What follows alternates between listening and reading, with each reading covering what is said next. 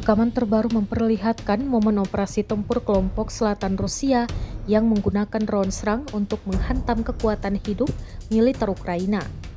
Dalam video yang diunggah ke Telegram Sabtu 4 Oktober 2025, terlihat drone mengejar sejumlah tentara Ukraina secara agresif sebelum meledak di titik target. Ledakan yang dihasilkan dilaporkan melukai hingga menewaskan sejumlah personel Ukraina. Meski rincian pasti jumlah korban belum dapat dipastikan. Serangan ini menambah daftar panjang penggunaan drone oleh Rusia sebagai senjata utama dalam operasi tempur jarak dekat. Hingga kini belum ada pernyataan resmi dari pihak Ukraina mengenai insiden tersebut, sementara rekaman serangan terus beredar luas di media sosial.